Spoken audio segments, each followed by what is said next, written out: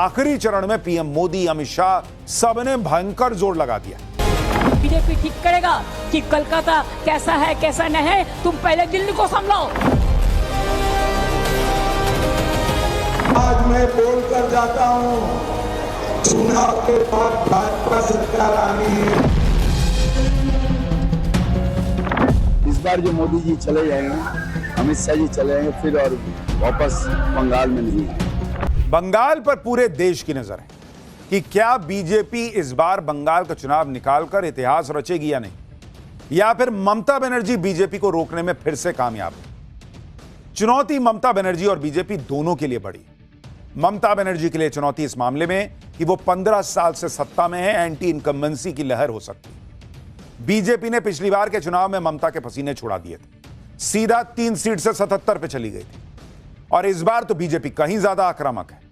आप देखिए कि दूसरे चरण जहां बीजेपी बहुत कमजोर थी पिछली बार, उस आखिरी चरण में पीएम मोदी, अमित शाह सबने भयंकर जोर लगा दिया। अमित शाह तो कई दिनों से बंगाल में डेरा डाले बैठे हैं। पीएम मोदी भी प्रचार के आखिरी दिन तक बंगाल में डटे रहे। उन्होंने आज बंगाल के बैरकपुर में रैली की। वोटिंग से पहले बंगाली भाषा में बंगाल की जनता के लिए ऑडियो मैसेज जारी किया, ओपन लेटर लिखा। पीएम मोदी ने आज जीत का कॉन्फिडेंस दिखाते हुए यह तक कह दिया कि अब वो बीजेपी सरकार के शपथ ग्रहण में शामिल होने सीधा बंगाल लौटेंगे। सुनिए एक बार। इस चुनाव में वैसे ये मेरी आखिरी सभा है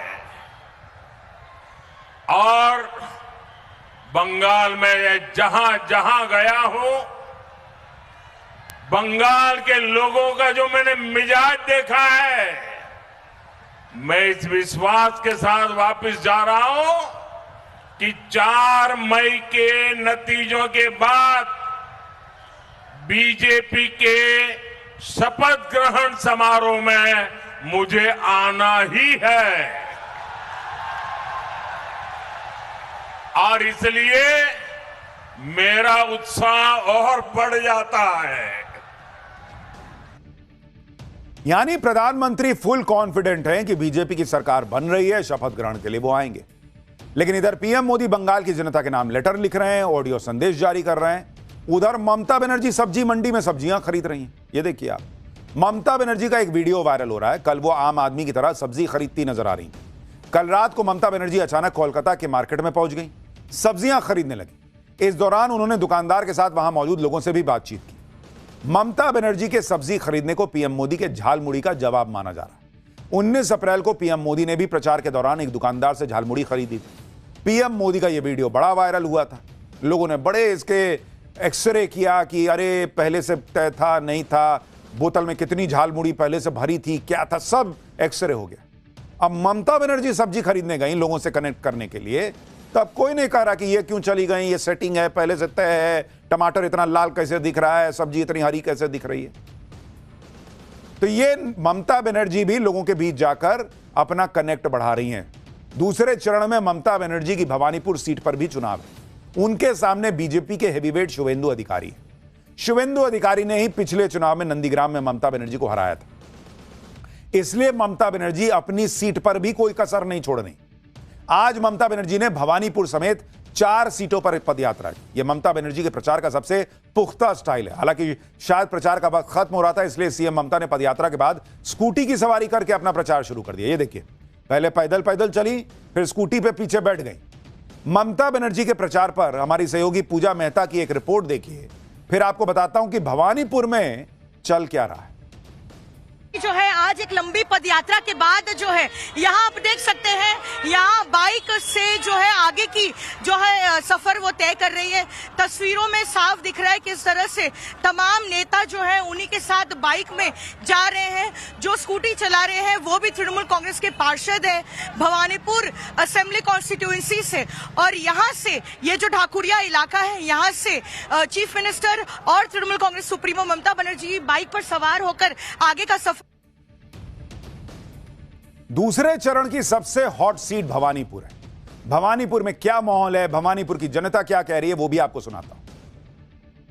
इस बार क्या लग रहा है, क्या माहौल है पश्चिम बंगाल के अंदर? और टक्कर है, देखिए जिसको नसीब होगा वो जीत जाएगा। हम लोग कहेंगे तो शुभेंदु को वोट देंगे। लेकिन ममता बनर्जी दीदी ने जो कहा है वो मतलब करके दिखाया है। ठीक है, भरोसा है अभी? भरोसा है अभी भी। इस बार वोटिंग तो हम दीदी के लिए ही करेंगे, क्योंकि दीदी का माहौल अच्छा है। अभी सेंट्रल बीजेपी का माहौल अच्छा नहीं है। और देखिए दादा, हम तो अभी बहुत अच्छे हैं। सेंट्रल में बीजेपी है, यहाँ पे टीएमसी है, हम अच्छे हैं। हम अच्छे हैं तो इंडिविजुअल अच्छा रहेगा तो देश अच्छा रहेगा। यानी भवानीपुर में मोटे तौर पर लोग ममता बनर्जी के लिए वोट देने की बात कर रहे हैं। भवानीपुर की जनता का झुकाव ममता बनर्जी की तरफ दिख रहा है, लेकिन ममता बनर्जी बेचैन दिख रही हैं। यह बेचैनी उनके बयानों में झलक रही है। ममता बनर्जी एसआईआर में नाम कटने को लेकर परेशान है।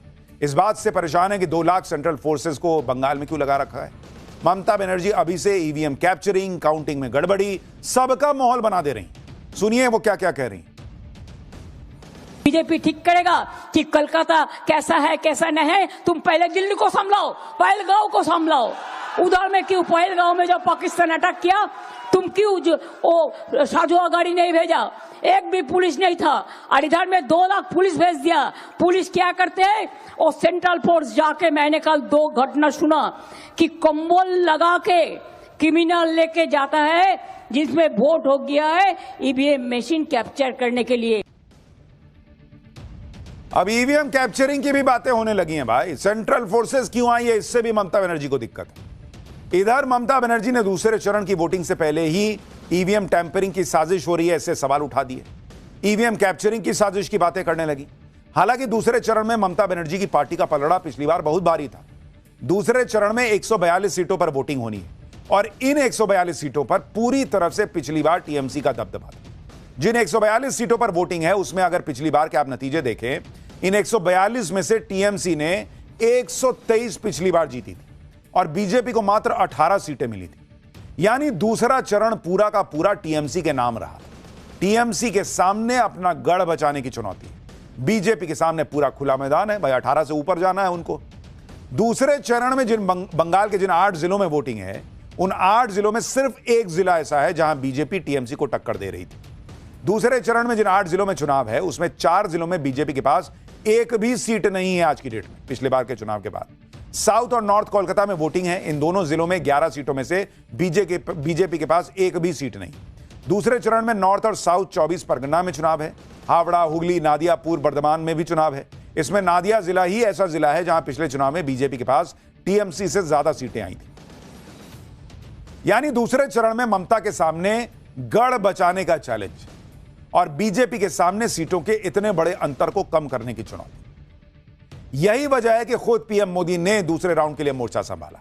प्रचार के आखिरी राउंड में पीएम मोदी ने रैली की। रविवार को ममता बनर्जी के गढ़ कोलकाता में रोड शो किया और इस सब के साथ साथ पीएम मोदी ने 2 मंदिरों में दर्शन किया, कालीबाड़ी मंदिर और मथुआ ठाकुर मंदिर। इन दोनों मंदिरों में दर्शन करके पीएम मोदी ने कैसे आखिरी वक्त में गेम पलटने की कोशिश की वो भी आपको बताता हूं।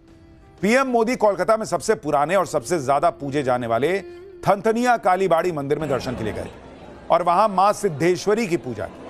यह वो मंदिर है जहां पर प्रसाद के रूप में मांस चढ़ाया जाता है। वैसे तो पीएम मोदी शुद्ध शाकाहारी हैं, शक्ति के उपासक हैं और वो नवरात्रि के दौरान उपवास रखते हैं।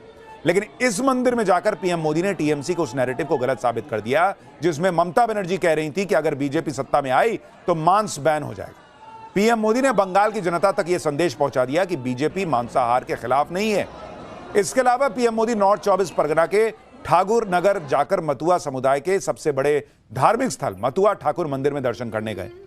मथुआ समुदाय बंगाल की करीब 40 से 50 सीटों पर निर्णायक भूमिका निभाता है। पीएम मोदी के इस दौरे से उन्होंने वोटिंग से पहले मथुआ समुदाय को साधने की कोशिश की और यह भरोसा दिया कि सीएए के तहत मथुआ समुदाय के हर योग्य सदस्य को नागरिकता दी जाएगी।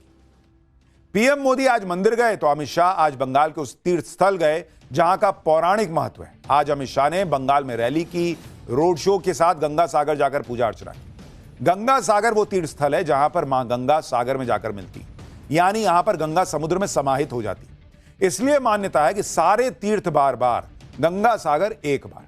यानी सभी तीर्थों की बार बार यात्रा करने से जो पुण्य मिलता है वो पुण्य अकेले गंगा सागर में केवल एक बार स्नान करने से मिल जाता है। गंगा सागर की तस्वीरें शेयर करते हुए अमित शाह ने कहा कि मां गंगा जिस पुण्य भूमि पर सागर से मिलती हैं, उस पावन तीर्थ गंगा सागर में पूजन अर्चन का सौभाग्य प्राप्त। आज अमित शाह ने बंगाल में रैली के दौरान बड़ा ऐलान भी किया। उन्होंने कहा कि 4 मई को नतीजे आने के बाद सीआरपीएफ बंगाल से फौरन वापस नहीं जाएगी। बल्कि इस बार सीआरपीएफ के जवान चुनाव खत्म होने के 60 दिन बाद तक बंगाल में ही डटे रहेंगे। भाइयों बहनों, 29 तारीख को बेखौफ होकर मत डालने चाहिए।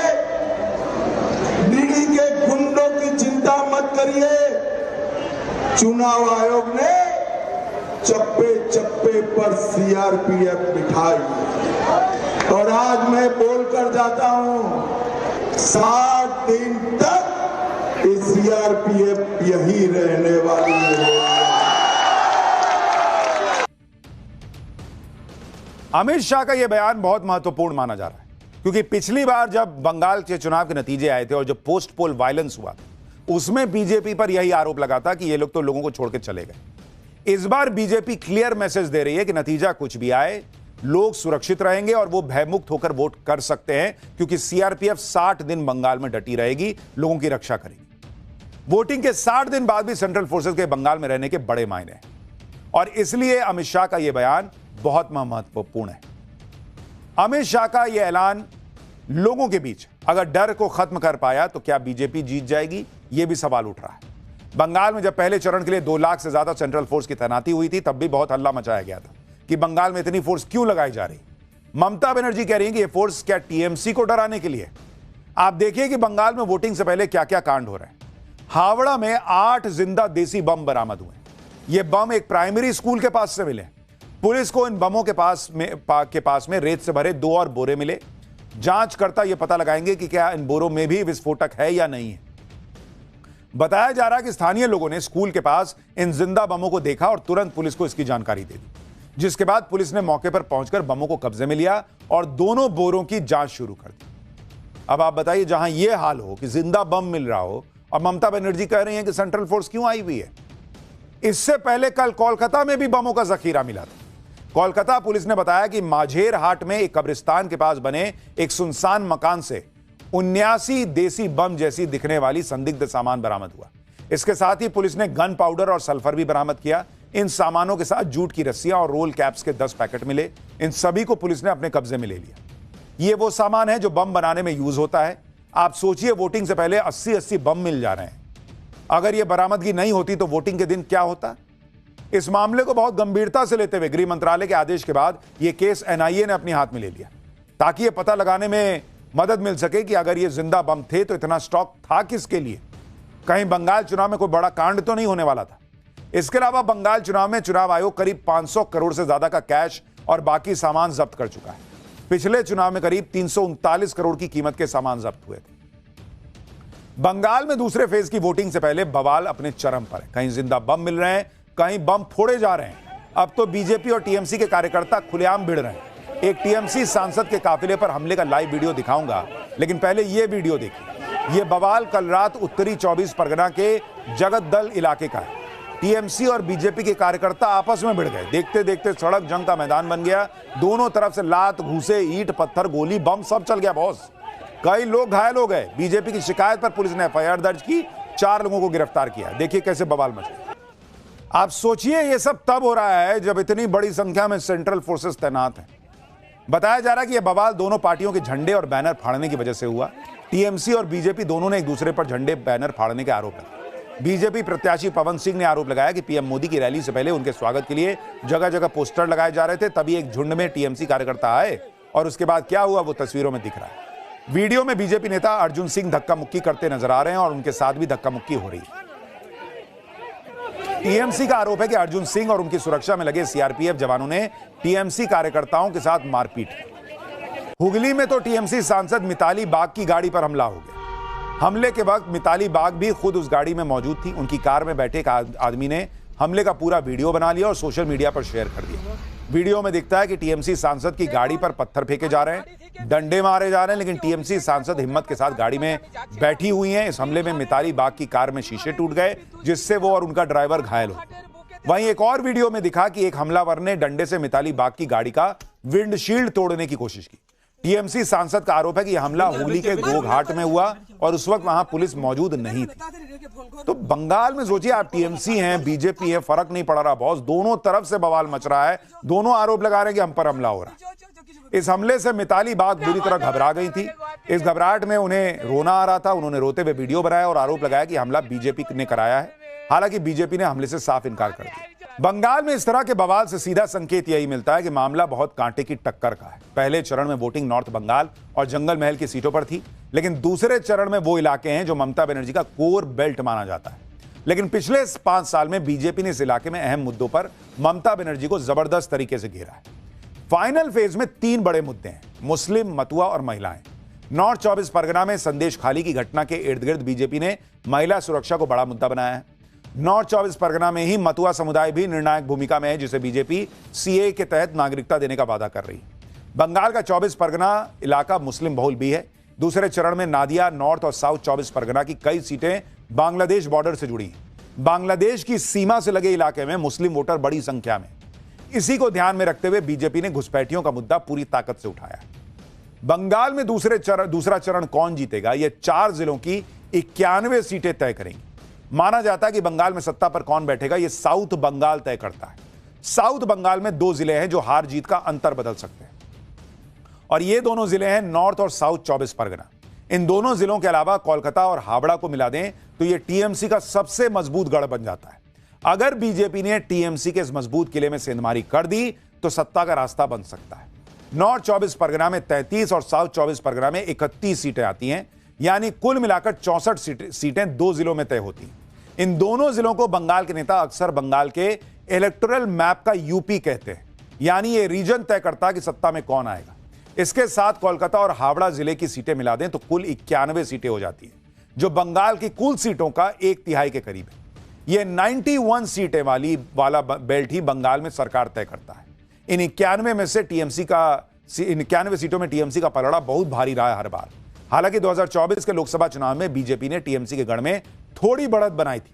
खासकर नादिया और नॉर्थ 24 परगना में बीजेपी को कुछ बढ़त मिली थी। भले ही इन इलाकों में टीएमसी का दबदबा है, लेकिन नॉर्थ 24 परगना को बीजेपी टीएमसी के गढ़ में सेंधमारी का एंट्री पॉइंट मान रही है। नॉर्थ 24 परगना में मतुआ समुदाय का मुद्दा हावी है। इस जिले की 24 सीटों पर मतुआ वोट निर्णायक है। मतुआ अनुसूचित जाति समुदाय है। समुदाय मूल रूप से बांग्लादेश से आए हिंदू शरणार्थियों का समूह है। नॉर्थ 24 परगना बांग्लादेश बॉर्डर वाला जिला है, जहां बड़ी संख्या में रिफ्यूजी आबादी है। यहां सीए के तहत नागरिकता के वादे के साथ बीजेपी ने खुद को मजबूत किया है।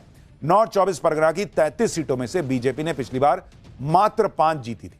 2024 के लोकसभा चुनाव में भी बीजेपी ने नॉर्थ 24 परगना में 8 विधानसभा सीटों पर बढ़त बनाई थी।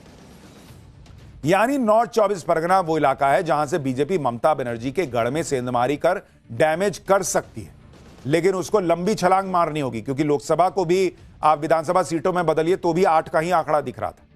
हालांकि सिर्फ नॉर्थ 24 परगना किले को भेदने से ही काम नहीं चलेगा। ममता बनर्जी की टीम कह रही है कि फाइनल फेज में उनका यह गढ़ है, इसलिए टीएमसी इस बार डबल सेंचुरी लगाएगी। सुनिए टीएमसी के नेता कितनी सीटों का आंकड़े दे रहे हैं। कितना ऐतिहासिक जीत होने वाला है, बहुत बड़ा ऐतिहासिक जीत।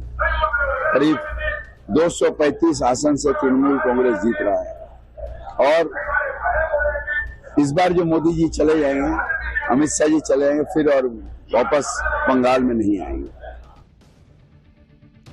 ममता की तरफ से बंगाल में बैटिंग करने के लिए दूसरे नेता भी जा रहे हैं। इनमें अरविंद केजरीवाल का भी नाम है, जो खुद आजकल अपनी राजनीति में बुरी तरह घिरे हुए हैं। लेकिन केजरीवाल ने बंगाल जाकर ममता के लिए वोट मांगे। केजरीवाल ने बंगाल चुनाव में सेंट्रल फोर्सेस की बड़ी तैनाती पर सवाल उठाए और क्या कहा, सुनिए एक बार। बीजेपी ने पूरी आर्मी भेज दी, पूरी सेंट्रल फोर्सेस भेज दी आप लोगों के खिलाफ। पूरे देश से आर्मी इकट्ठी करके बंगाल में भेज दे रहे। बंगाल में टेररिस्ट रहते हैं क्या? आप लोग टेररिस्ट हैं?